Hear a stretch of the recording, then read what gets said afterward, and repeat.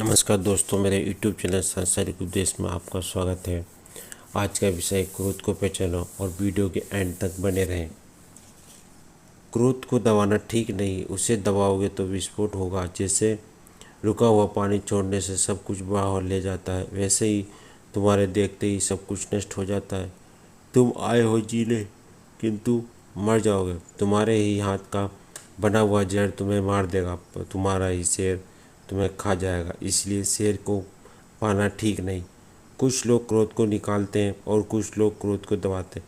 ना तो आग को लगाना चाहिए और ना ही आग को दबाना चाहिए, क्योंकि ये दोनों बातें ही खतरनाक हैं। क्रोध के लिए दूसरा कोई जिम्मेदार नहीं है, उसके लिए तो वह स्वयं दोषी है। मानो एक ने तो न समझी की बात की और दूसरे ने भी ऐसी बात की, तो फिर उन दोनों में क्या अंतर हुआ?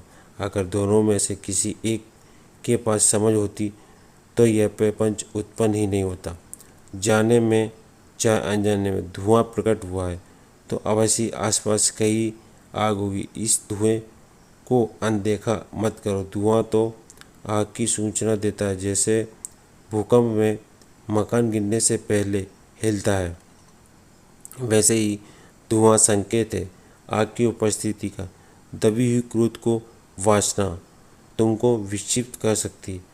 आइए थे प्राप्त करने, किंतु नासमझी से पूजा को भी खतरा हो जाता है। क्रोध की अग्नि वायु रूपी संपदा को नष्ट कर देती है। न चोरी करो और न चोर को पकड़ो, बस तुम चोर को देखो। तुम्हें जागता हुआ देखकर चोर स्वयं ही भाग जाएगा। जब तक तुम सोते हो तब तक चोरी होती रहती है, किंतु जीवन मिला है जागने के लिए और जगाने वाली वस्तु है ज्ञान।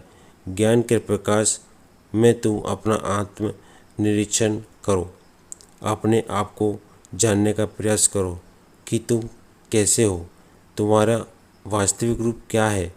तुम आत्मा हो या और वह शांत है, वह आनंद है और वह प्रेम रूप है। तुम आग मत बनो, तुम कांटा मत बनो, तुम मरण की राह मत चलो। किसी के लिए आग बनना या काटना बढ़ना ठीक नहीं, क्योंकि तुम डूबने नहीं तैरने आए हो, सागर को पार करने आए हो।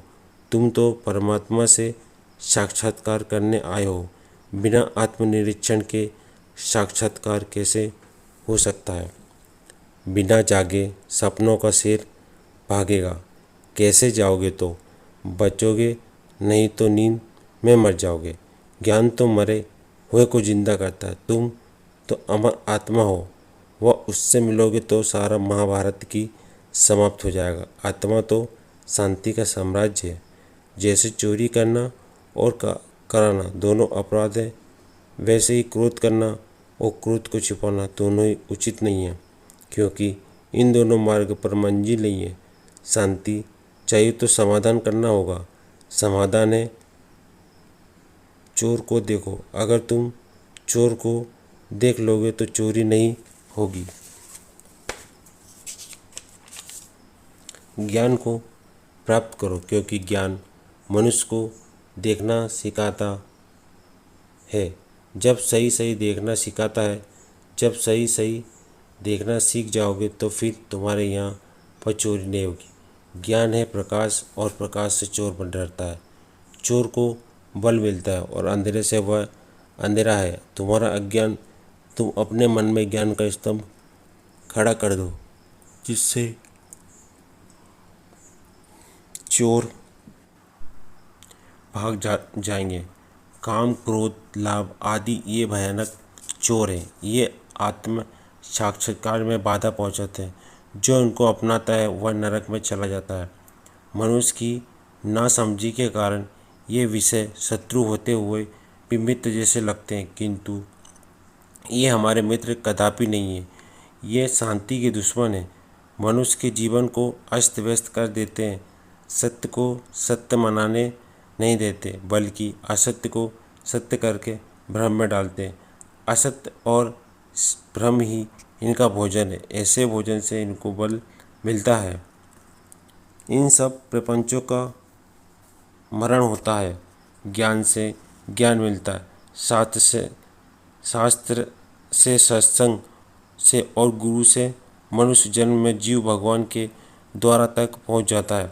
कुछ तो संसार के सुखों में पकड़कर पीछे लौट जाते हैं, कुछ वहीं द्वार पर खड़े रहते, दर्शन करने का प्रयास ही नहीं करते, और कुछ वे महान लोग होते हैं जो अपने जीवन को सार्थक करते हुए संसार के प्रलोभनों में नहीं फंसते, बल्कि अपनी आत्मा को जान जाते हैं और परमात्मा से मिलकर परमात्मा में एकाकार हो जाते हैं।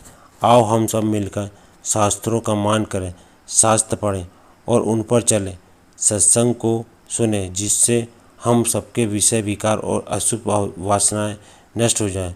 गुरु की शरण में जाएं, कृपा प्राप्त करें, जिससे अहंकार का नाश हो और आत्म दर्शन हो। आत्मदर्शन अर्थात परमात्मा की प्राप्ति ही मानव का परम लक्ष्य है। लक्ष्य को प्राप्त करके अपना जीवन सफल करें। धन्यवाद। ये वीडियो अच्छा लगा तो चैनल को लाइक शेयर सब्सक्राइब जरूर करें।